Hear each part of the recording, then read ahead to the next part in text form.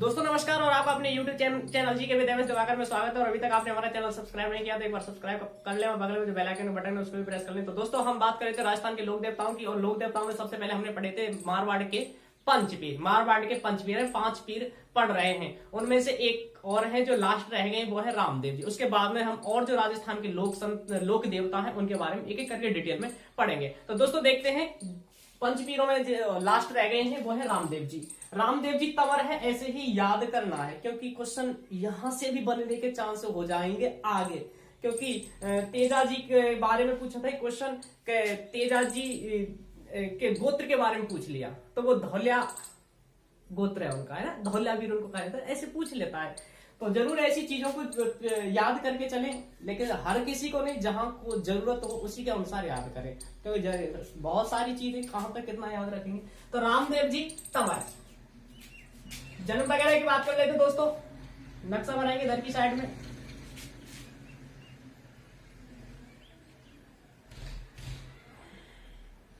Short में नक्शा बना रहे इधर को, ये थोड़ा बड़ा रखना है इधर की साइड में ना। तो देखो ये जगह है दोस्तों बाड़मेर जिला है ना, कौन सा है ये भैया, बाड़मेर जिला है। और बाड़मेर में जगह है एक ऊंड काश्मीर। कौन सी जगह है दोस्तों? ऊंड काश्मीर। और ऊंड काश्मीर जो जगह है वो पड़ती है शिव तहसील। शिव तहसील किसमें है? बाड़मेर जिले में। यहां इनका जन्म होता है, रामदेव जी का जन्म। वैसे देखो जो डेट आती है सन, उसमें ज्यादा किताबों में कोई कुछ दे रखा है, किसी में 1309 है, किसी में 1367 है, ऐसे करके वो 1409 है, 1467 ऐसे करके दे रखा है।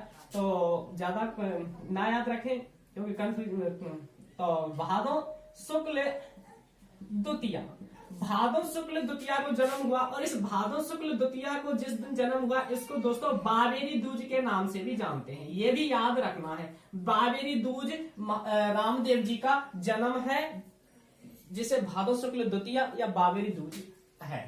अब इनके माता पिता के बारे में और याद रखना जरूरी है, क्योंकि क्वेश्चन यहां से निकल सकता है, इंपॉर्टेंट है ये चीज।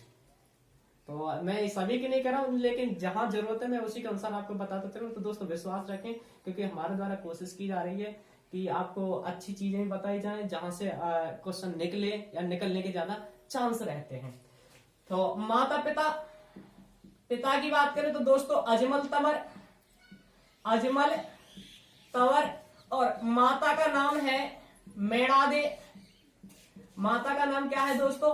मेणादे। और पत्नी का नाम है केमल दे, सॉरी निहाल दे या नेतल दे, निहाल दे या नेतल दे। अब एक गुरु का नाम और ले लो, इनके गुरु का नाम है बालीनाथ। वैसे एक और पढ़े थे हमने, इनसे पहले पढ़े थे बालीनाथ, किनके गुरु का नाम था? हड़बू जी सांखला के गुरु का नाम भी बालीनाथ था। तो दोस्तों रामदेव जी और बालीनाथ दोनों को यानी कि मौसेरे भाई थे, है ना। तो इनके भी गुरु का नाम क्या है? बालीनाथ। चलो और थोड़ी सी और बात कर लेते हैं। इनकी बहन का नाम है शुगनाबाई, याद ही कर लें, है ना। बहन का नाम क्या है? शुगनाबाई। और इन्होंने एक धर्म की बहन और बनाया, धर्म बहन या धर्म की बहन किसको बनाया था? ये डालीबाई थी। और डालीबाई ये मेघवाल जाति की दोस्तों, ठीक है ना, पूछा जा चुका है इसके बारे में, डालीबाई के बारे में। तो ये डालीबाई इनकी धर्म बहन है। और पुजारी वगैरह बाद में बात करेंगे, है ना, मंदिर वगैरह की। तो दोस्तों रामदेव जी के चमत्कारी घटनाएं बहुत ज्यादा फेमस थी, है ना। और इनकी जो चमत्कारी घटनाएं दोस्तों, उनको चमत्कारी घटनाओं को कहा जाता था परिचय। किसके रूप में प्रसिद्ध थी? परिचय। याद रखना इस चीज को। चमत्कारी घटनाएं क्या कहलाती थी? परिचय कहलाती थी। तो वैसे इन्होंने बचपन में एक भैरव नाम का तांत्रिक था, भैरव नाम का तांत्रिक, और इसे किताबों में कहा गया कि गोधन का नाश करने वाला ये कोई भैरव नाम का तांत्रिक था। और ये कहाँ था? यहाँ जैसलमेर में था। तो एक बार इनको देख लो, इनके माता पिता है, इनको उतार करके फिर मैं आगे इनको और करा देता हूं मिटा करके।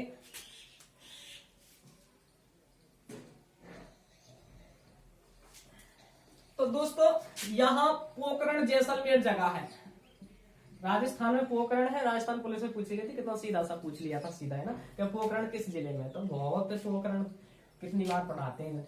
तो पोखरण जैसलमेर में यहाँ ये भैरव नाम का तांत्रिक था, तो इसका कर दिया था क्या, वध कर दिया था। किसने, रामदेव जी ने। और ये बाल्यावस्था में ही किया था, यानी बचपन में ही छोटे से थे तभी इन्होंने वध कर दिया था इनका। तो और ज्यादा फेमस हो गई, प्रसिद्धि ज्यादा हो गई, तो इनके क्या है कि ज्यादा फेमस हो गए, यानी प्रसिद्धि फैल गई इनकी चारों तरफ है। और ये कहाँ रहते हैं दोस्तों, उसके बाद में ये यहाँ पोखरण या जैसलमेर यहाँ आ जाते हैं। अब इनकी जो घटनाएं या चमत्कारी घटनाएं दो प्रसिद्ध तो थी, तो कहा जाता है कि कहावत आती है इनके बारे में, ऐसी मान्यता है, हम ये कह सकते हैं कि इनकी प्रसिद्धि को सुनकर के मक्का से, कहां से, मक्का से पंच पीर आते हैं या पीर आते हैं कुछ, है ना। पीर का मतलब मुसलमानों में जो धार्मिक संत होते हैं उनको पीर कहा जाता है। हमारे यहाँ संत या लोक देवता कह देते हैं, वहां पर क्या कहेंगे, पीर कहते हैं मुसलमानों में। तो मक्का ऐसा कहा जाता है, मक्का मदीना से पीर आते हैं, और वो किसका परीक्षण करने के लिए आते हैं, रामदेव जी की परीक्षा लेने के लिए आते हैं। हम भी तो देख के आते हैं कि कितना चमत्कार करते हैं ये। तो उन्हीं चमत्कारी घटनाओं को देख करके, सुन करके ये पंच पीर कहाँ आते हैं, यहाँ रामदेव जी के यहाँ आते हैं।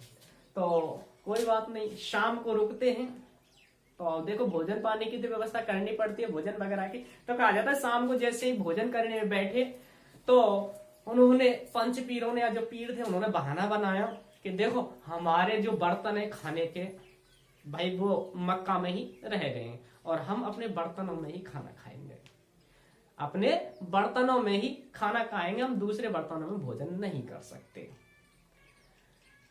तो अगर बर्तन, अब कहां बता रहे हैं बर्तनों को, बर्तन तो रह गए मक्का मदीना में, तो बर्तन कैसे आए, इसका मतलब बर्तन नहीं है, उनके बर्तन है नहीं है, तो वो भूखे रहेंगे।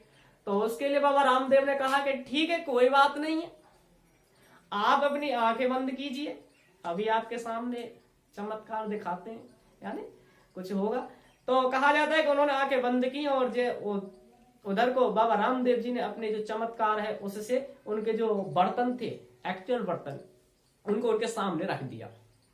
तो ऐसी इस घटना को देख करके, ऐसे चमत्कार को देख करके जो पंच पीर हैं वो भी ताज्जुब कर गए, वन के हम तो पीर हैं, ये हमारे पीर हैं, यानी कि मुस्लिम जो पीर थे वो क्या कहते, हम तो पीर हैं, और ये रामदेव जी तुम तो भाई पीरों के, हमारे भी पीर हैं, यानी कि पीरों के पीर। ये उपनाम है किनका, पीरों के पीर, पीरों के पीर किसको कहा जाता है, उपनाम में लिख लेना दोस्तों। बाबा रामदेव जी के उपनाम की बात करें तो पीरों के पीर कहा जाता है। इसके अलावा हिंदू इन्हें कृष्ण के अवतार के रूप में मानते हैं। हिंदू किसके रूप में मानते हैं, कृष्ण का अवतार मानते हैं। मुस्लिम इनको किनका अवतार मानते हैं, राम सा पीर का अवतार मानते हैं। किसका, राम सा पीर का अवतार मानते हैं।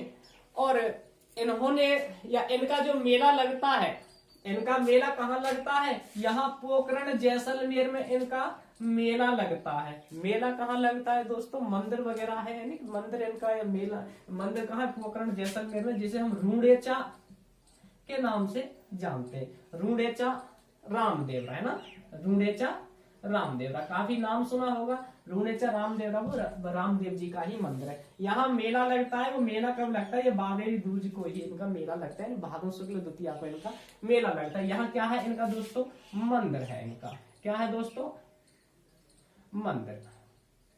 तो इनके मंदिर पर सफेद रंग की ध्वजा चढ़ाई जाती है।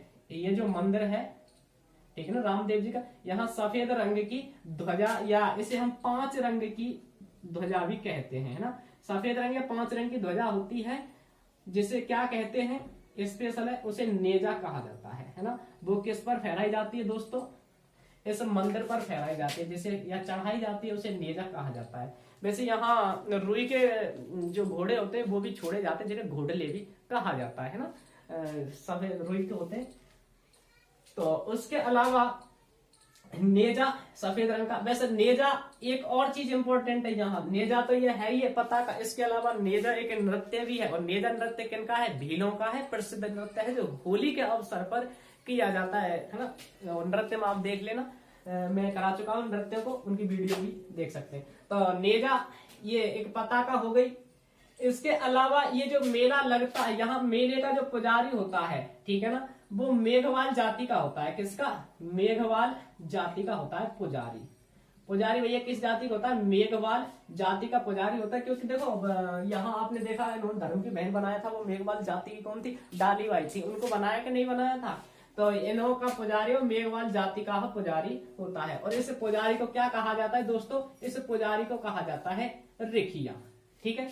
अब इनके मंदिर में चरण चिन्ह पूजे जाते हैं। क्या पूजे जाते हैं? चरण चिन्ह। दोस्तों याद रखना, पूछा जाता है, और वो जो चरण चिन्ह है वो पगले कहलाते हैं। और ऐसे ही पूछा जाता है कि पगले किसके प्रसिद्ध है ना? तो पगले भैया, पगले क्या है? रामदेव जी के चरण चिन्ह जिनकी पूजा होती है। और ये पगले कई बार बहुत इंपॉर्टेंट है, जरूर याद रखें। पगले रामदेव जी के, है ना? पगले किनके? रामदेव जी के पूजे जाते हैं। ये कदम के वृक्ष के नीचे रखे जाते हैं ना। थान वगैरह होता है ना, पगले बना करके थान के नीचे, जैसे कि आपने देखा कि गोगा जी के चरण चिन्ह है या उनका थान है वो खिजड़ी वृक्ष के नीचे है, और इधर को ये रामदेव जी इनका कदम्ब के वृक्ष के नीचे थान बनाया जाता है। ठीक है दोस्तों। इसके अलावा और बात करें कि देखो यहाँ ये मेला लगता है।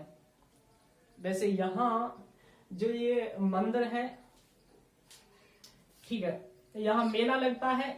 और जो मेला सांप्रदायिक सद्भाव का मेला है दोस्तों। कैसा? सांप्रदायिक सद्भाव। सांप्रदायिक सद्भाव का मतलब है कि सभी संप्रदाय हैं, यानी कि हिंदू, मुस्लिम, सिख, ईसाई जो भी है ना, ये क्या कहलाते हैं? सांप्रदायिक धर्म। यानी कि ये सांप्रदाय, इन संप्रदाय में क्या है कि सद्भाव, अच्छी भावना पैदा करने वाला एक मेला होता है। तो इनके बारे ये ऐसा मान्यता है कि उत्तर भारत का सांप्रदायिक सद्भाव का सबसे बड़ा मेला है ना? सांप्रदायिक सद्भाव का सबसे बड़ा मेला कौन सा है दोस्तों? तो वो है रामदेव जी का मेला है। कहाँ लगता है? रामदेवरा, रूडेचा, पोखरण, जैसलमेर में इनका मेला लगता है।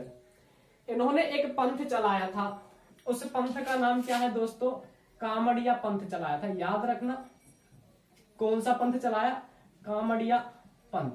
कामड़िया पंथ के लोग हैं, रामदेव जी के द्वारा चलाया गया है ना। और कामड़िया पंथ के जो लोग हैं वो एक नृत्य करते हैं, और इस मेले के अवसर पर नृत्य करते हैं।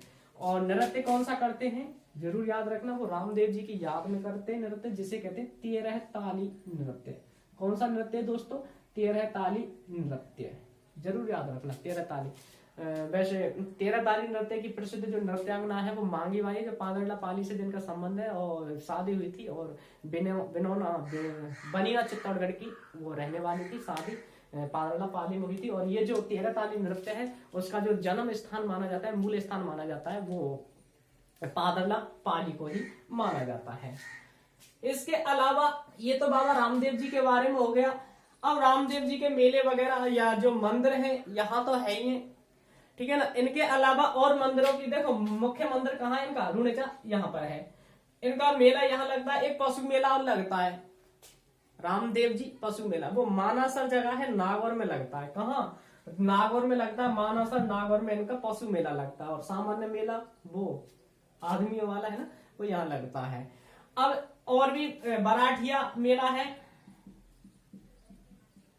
बराठिया मेला ये बर अजमेर में लगता है। कहाँ लगता है बराठिया? ये बराठिया मंदिर है ना, कहाँ पर है? एक सुरता खेड़ा है में भी इनका मंदिर है। तो और कई जगह इनके मंदिर भी है, लेकिन सबसे ज्यादा फेमस अपना कौन सा है? रामदेवरा रूडेचा वाला मंदिर है। और कुछ बातें हैं, 2-4 बातें जो रामदेव जी के बारे में है कि यहाँ पर राम सरोवर की पाल है, जहाँ रूडेचा जैसलमेर है ना। और यहीं पर इनकी जो ये धर्म बहन है डालीबाई, इन्होंने भी समाधि ली। खुद रामदेव जी ने भी समाधि ली, उन्होंने भी समाधि ली। तो वहां इन दोनों का समाधि है। कहाँ? राम सरोवर की पाल, रूडेचा, रामदेवरा, जहाँ ये है ना। उसके अलावा जो रामदेव जी है, एकमात्र ऐसे लोक देवता हुए हैं जो कभी भी थे। देखो लोक देवता तो है ही है, लेकिन साथ में क्या थे? कवि भी रहे हैं ये रामदेव जी। और कवि के रूप में इन्होंने जो रचना रची है, उस रचना का नाम है दोस्तों 24 बाण या 24, ऐसे लिख लो, 24 वाणिया या बणिया, है ना। बड़ी का मतलब 24 बाणियां, ये भी किनकी है, रामदेव जी की ही प्रसिद्ध है। इनके अलावा और क्या बात करें, 24 बढ़िया ये हो गई, मेले वगैरह हो गए, मंदिर हो गया इनका। तो दोस्तों ये इंपॉर्टेंट चीजें थी जो बाबा रामदेव जी के बारे में थी। बाबा रामदेव जी का हाँ एक रात्रि जागरण होता है इनका, जिन्हें जम्मा जागरण के नाम से जाना जाता है। देखो नोट्स बना रहे तो वो सारी चीजें होना जरूरी है। रात्रि में जागरण किया जाता है इनकी याद में, उसको क्या कहा जाता है, रात्रि जागरण को जम्मा जागरण के नाम से, जमा जागरण के नाम से जाना जाता है। तो ये थे बाबा रामदेव जी के बारे में। और दोस्तों अगर हमारी वीडियो अगर आपको अच्छी लगे तो यार चैनल सब्सक्राइब करें और हमारे जो वीडियो है उस पर कमेंट लाइक वाइक करें, जिससे कि हमें भी उत्साह मिलेगा और हम आगे अच्छे उत्साह के साथ काम करेंगे और नई वीडियो यानी कि इसी तरह हम लाते रहेंगे, क्योंकि राजस्थान जीके के लिए मैं पार्ट वाइज फुल वीडियो ला रहा हूं और ये डेली वीडियो डाली जा रही है। तो कोशिश आप अपने नोट्स भी तैयार कर सकते हैं, जिससे कि आपको अपने बढ़िया नोट्स जैसे मैं पढ़ा रहा हूँ उसी हिसाब से आप नोट्स बनाते जाएं। ये नहीं कि आपको बीच में ही छोड़ दिया जाएगा, आपको कंटिन्यू डेली पढ़ाया जाएगा। और लेकिन अपनी वीडियो देखते रहें और अपना सपोर्ट देते रहें। धन्यवाद दोस्तों।